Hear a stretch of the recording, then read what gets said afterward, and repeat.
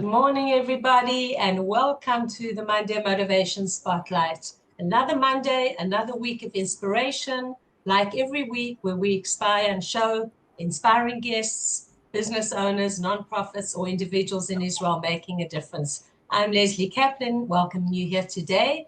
And today, I know I say that I always have a special guest, but today I have a very special guest, and you'll soon be hearing why she's such a special guest. I always thank our sponsors. Thank you again to Nardis Advisors, as well as to Egan & Cohn Insurance. For those of you that are watching for the first time or listening for the first time, whether you're joining us live or watching the recording, this podcast, the Monday Motivation Spotlight, was started after October 7th, literally a week after, where my aim was to inspire and motivate us, and we were all needing it desperately and still need it desperately. And on the other hand, to give motivation and to give inspiration and to give exposure to Israeli businesses who at the time were taking a big hit. And I decided I loved the concept and wanted to continue it, to continue giving exposure to amazing Israelis making a difference. So without further ado, I'm going to remove my spotlight and I'm going to spotlight our guest for the day. Here we go, our guest for the day, Roochie. Many of you are familiar with her. Who is Roochie Sinai or Sinai? I had to check the pronunciation, even though I've known her for a couple of years.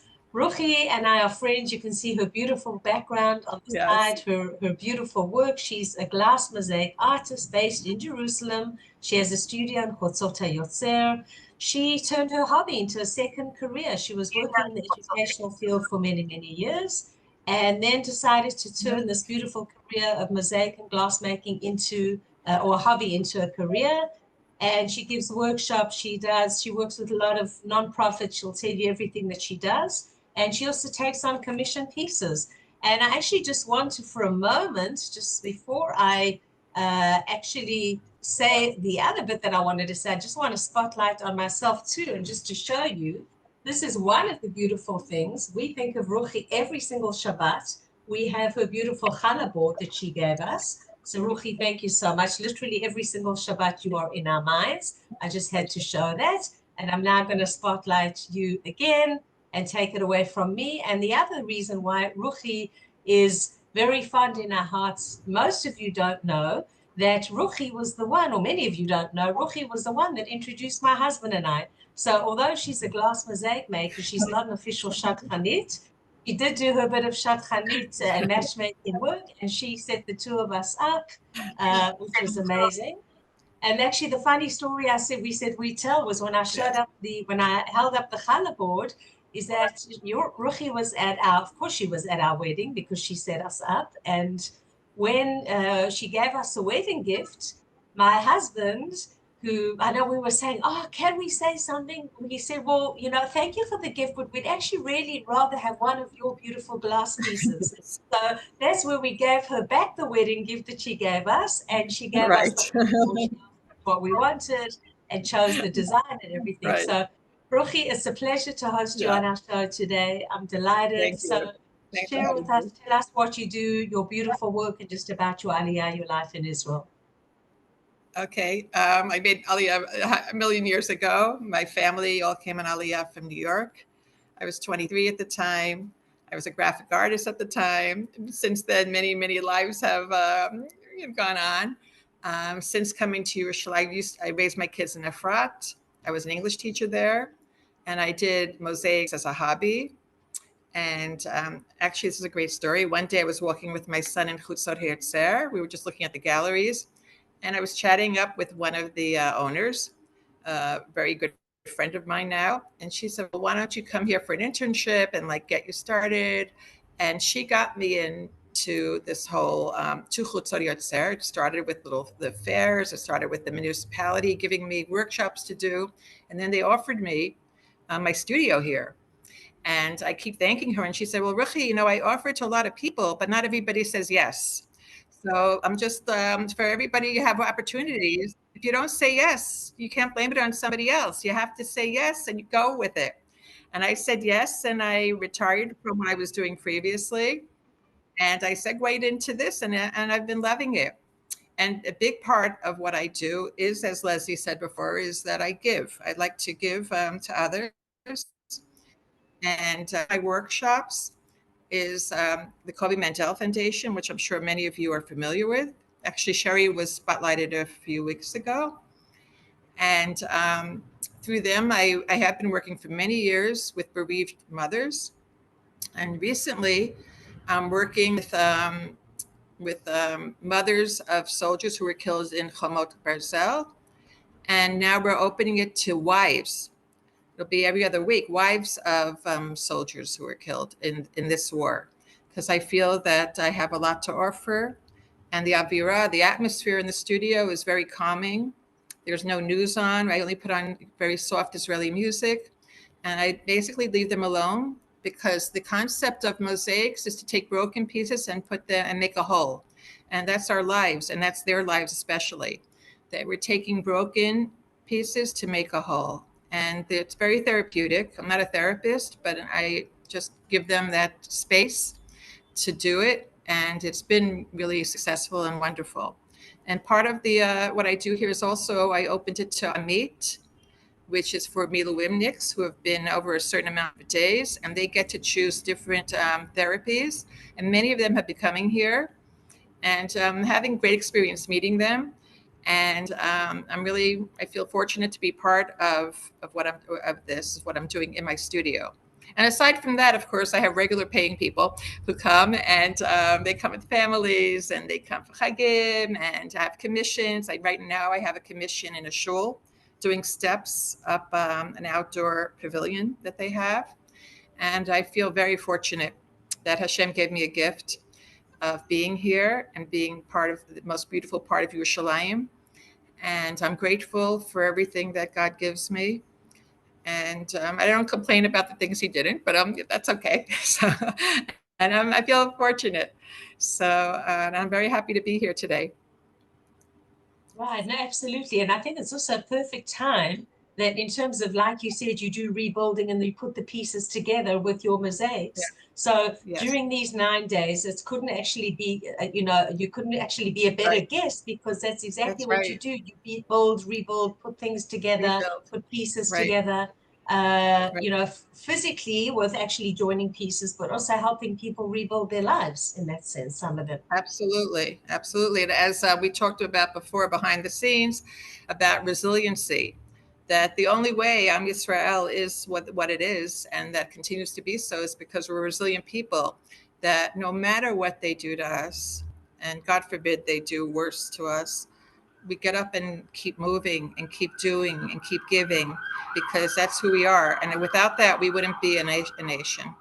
So, Right, absolutely. And I want to yeah. pick up on something you said earlier. You said about the opportunities, and that's something that is so, so true, is that Yeah. many of us get given opportunities or opportunities. We don't often see it as the word opportunity in front of us. But like Right. you said, when you got the studio, and we have to just know when something there is right there, and to move forward with it and to take it. Yes, yes, absolutely. Because if somebody's offering you something and you hem and haw and say, well, this is not for me at the right time, and this is not, and then you blame other people, I can never get ahead, or you're blaming the country because they're taking taxes from you.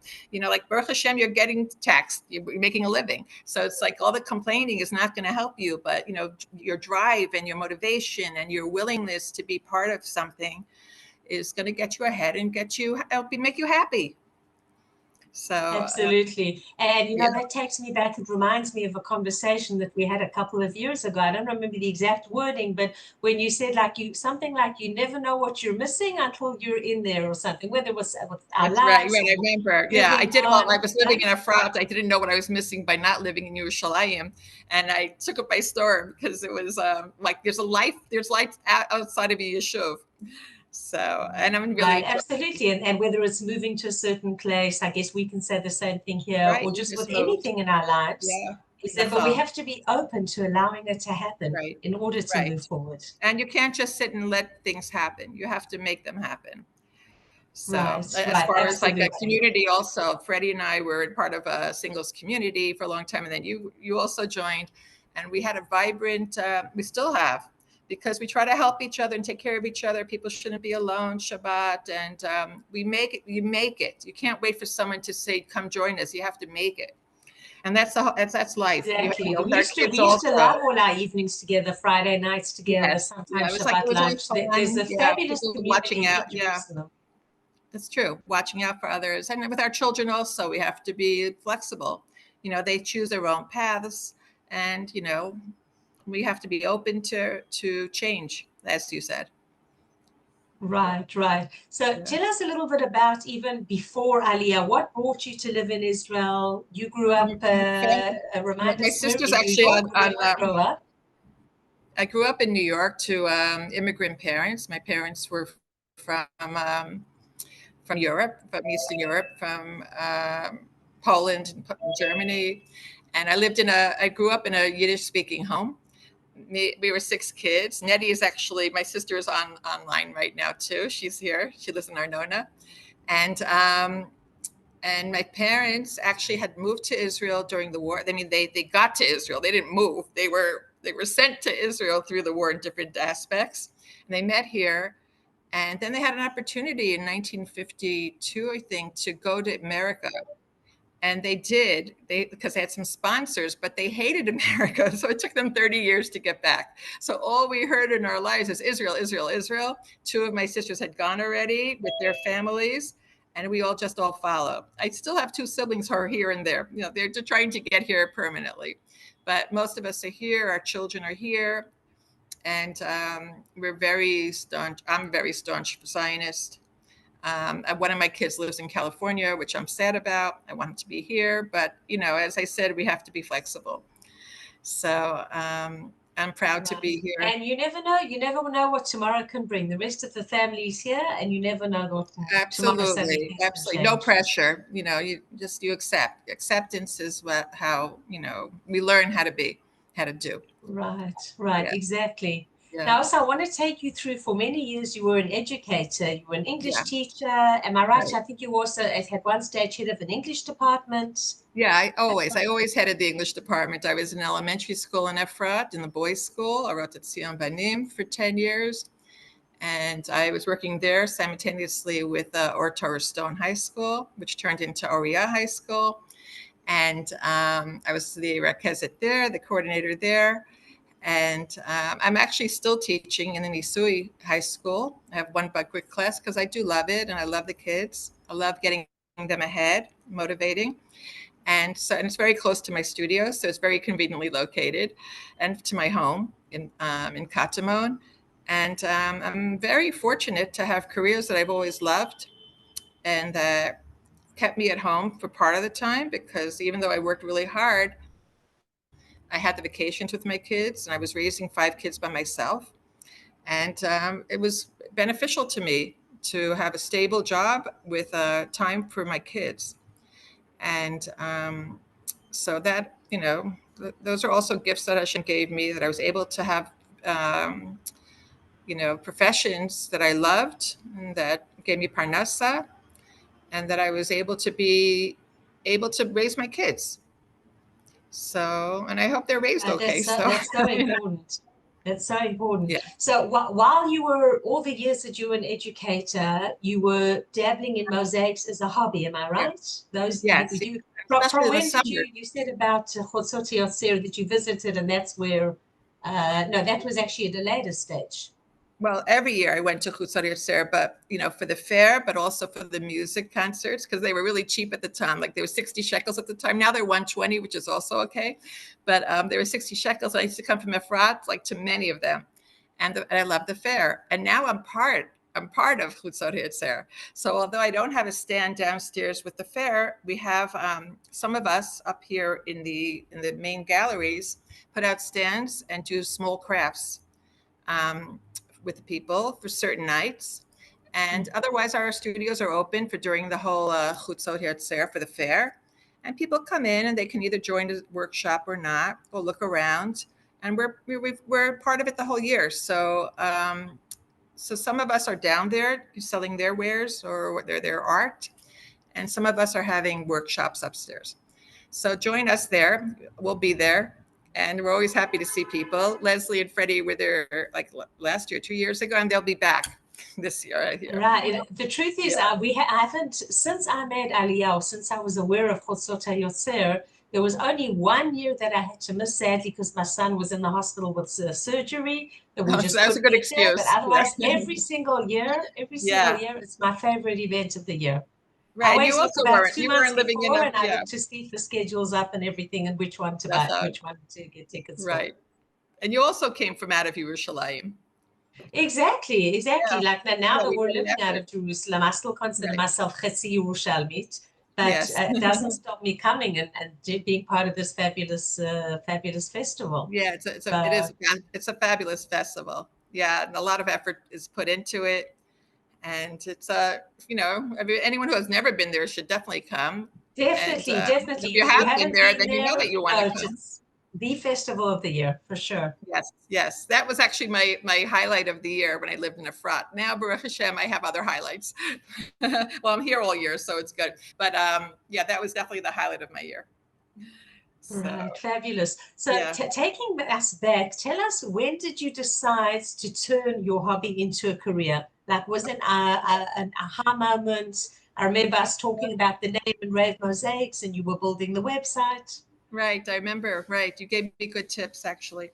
Um, I had taken a chug while I was teaching and raising the kids for relaxation, that and exercise. But so I took a chug, and the one thing that I loved from the crafts that I learned was glass mosaics.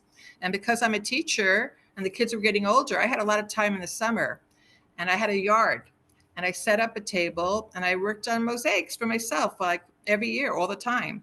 So my garden was actually full of mosaics, and my house was full of mosaics. And then I moved to Yerushalayim 8 years ago, just for like fun. I set up a workshop in my house. So once a week, and then Corona came, and anybody who was within 100 meters was able to come. It was like the only place that they can come. So I had like a house full of people coming to do mosaics in my house as a workshop, and it was a little business. And then, as I said before, I was taking a walk with my son in Hutzot Hayotzer, and I met this woman, Sari Surlwitz, who is a world-renowned Judaic a silversmith, and she has things in every museum. And she just was talking to me, and I showed her my stuff like the katan, and she said, I think that you can actually be here, if you want to. So I started out with the fair with Hutzot Hayotzer. I was sponsored by the area, and then Sukkot and other Chagim, they hired me to do mosaic workshops. And then something came up here in Hutzot Hayotzer for rent, and they said, "Do you want to join?" And I had to go for a whole presentation, a whole interview. I had to go. They put me through a whole thing, and I'm here. And it's Bizchut Sari, who I happened to walk into her gallery. She happened to say something. I happened to say yes, and from there it segued into me retiring early from my English teaching career, and taking the opportunity and going with it. And I have an Etsy site, and I post almost every single day on Instagram, and which is on Facebook too. And I try to make sure that there's a presence out there all the time. And I probably could be more savvy in my networking, but I'm really happy the way things are going. And of course, during the war, there was no business. But as I said, we're resilient people, and we don't let us, we can go down for 5 minutes, but then get right back up. There was no business for a little while, and you just work on what you work on until there is business. And Bezrat Hashem, I hope that tourists are coming, and I hope a lot of people will be coming and ordering things and doing. And when they're not, I can go and have fun instead of harping on what I don't have, harp on what you do have. Absolutely. The half cup full rather than the half cup empty. Absolutely. You're the same way, I think, Lesley. So Yeah, no, I am. yeah. Definitely. Yes. Yeah. Tell us what goes into the thought process when you create things. I know yeah, often okay. on social media you post where your works are in process, and I love seeing that, and then seeing the do you? finished Good, product. because I'm going to be Where do doing you this get your commission. ideas from? Well, ideas are everywhere. You can just look out the window and there are ideas, but if I have a commission, I talk to the person that's ordering the things. So the shul, for example, the first idea was to do the 10 steps of tzedakah. And I said, I really can't do that. on steps. So I gave her ideas of what other people have done all over the world. And then we decided, thank God, on a floral design. And I'm going to show the process as I do it. And then a friend of mine's son, who's a ceramicist, he said, and when you do it, Roochie, you have to get a professional photographer, because that'll get you a lot of business. Because he did that. He took a professional photographer for his sinks, ceramic sinks, and he sold every single sink that was on the this page that she had taken photos of. So that's another thing that is important. Your iPhone is very good for everyday things, but not for what you want to, really present yourself to be. So that was a good tip that I got this week. But especially because your work is so visual. Your work is so visual. So yes, the photography is so important. It's very important, right? As you know, because you're in the business. So, so really the process is, I'll show you some, a few things here. I'll just bring it here for a minute.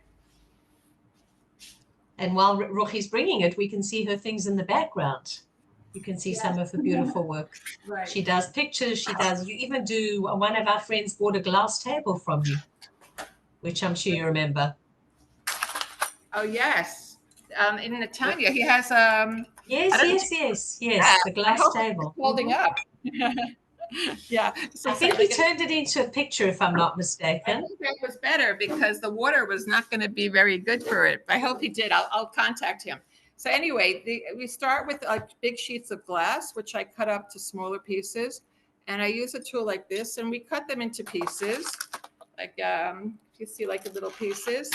And the whole process of putting things together. So yesterday, for example, I had a couple. They decided not to make two small things, but one bigger thing together.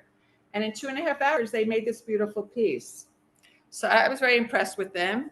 They were from Mila Wimnick's, also the husband's of Mila Wimnick, and she's the wife of Mila Wimnick.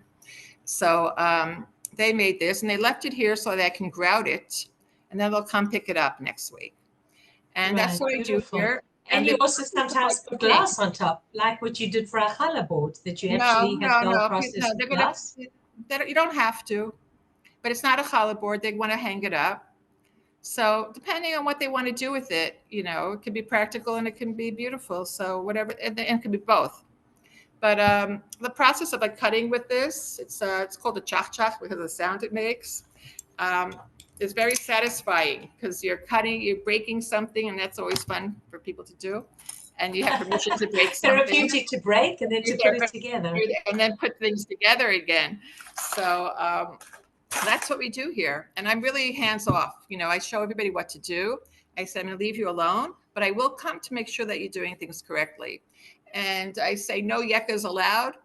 Everything will turn out beautifully. You don't have to do anything so precisely. It's not a science. It's a craft. Just go for it. And once they get the hang of it, after 15 minutes, then they're, himzormim, as we say in Hebrew. They just go with the flow, and something will come out. So my experience has been great, and my feedback has been great, and then people really go out much more relaxed. I'm also located across from Mamila. So, and I have free parking. So they park their car and they go out to eat. And what more can you want? Exactly. A fabulous date night. I run to Minyan and at the hotel, while they're here. Right. In other words, the best of all worlds, right? Go down at the hotel, go to dinner at Mamela, and come to a workshop at Hutzot Hayotzer with Roochie and RaveMosaics. Yeah. Right. Fabulous. Any last thoughts that you'd like to leave us with about living in Israel, about your work, about your future, where you see yourself in X amount of years' time? B'ezrat Hashem, if I can stay here, be here, have time for my kids, my grandchildren, Baruch Hashem, I finally have grandchildren, yay. So, and make time for everybody, be healthy, please God, and enjoy life. Because this is it, so much bad is happening. So much bad is happening. This war is so awful. And hope for the best. We have so much to pray for. And make the best of it. We do, absolutely. So much to pray for. And as you said, just looking at the half cup full rather than the half cup empty. Yeah, absolutely. Yeah, yes. Right. Well, thanks for having me, Lesley. It was really fun. Really You're nice very welcome. Thank you for being here. Thank you for being here. So Thank we've you. come to an end of another Monday Motivation Spotlight. This time was with my special friend. For those of you that joined late, Roochie was the one, not only was she a friend, but she introduced me to my husband. So for that, I'm eternally grateful. So she'll always, her and a wonderful daughter who will be listening to this, hopefully, will always have a Yes. special place in my heart. Right. So Right. Roochie, just we Yes, wish you she good loves you husband too. time. Thank you. Thank you so much for having me. I'll You're see you next welcome. week. I love your work. For those of you Thank that you. missed earlier, I'll just show it up again. Some of you joined late. Well, this is really heavy. I have to be careful that I don't break it. This is the I make them beautiful light. color board that Roochie made for us when we got married. And you can commission your own color board. You can have it with any colors, any text, anything you want, or anything else. It doesn't have to be a color board. So whether you're Right. looking for a date night, whether you're looking just to have some fun, or just to have some therapy doing it, contact Roochie, RaveMosaics, RAVE, and that's how you can see her. She's online, Roochie Sinai. Thank you for joining another edition of the Monday Pleasure. Motivation Spotlight. I'm Lesley Kaplan. Thanks as always to our sponsors, Nardis Advisors and Egan & Cohn Insurance. Stay safe. I'm Israel Chai. The Amen. 9 days period of introspection. And very soon next week, it'll, please God, be over. And then we'll be moving forward Please into God. only positive things. Amen. Thank you Amen. again, Roochie. Thank you. Okay. Bye-bye. All right. Have a great day. You Bye-bye. too.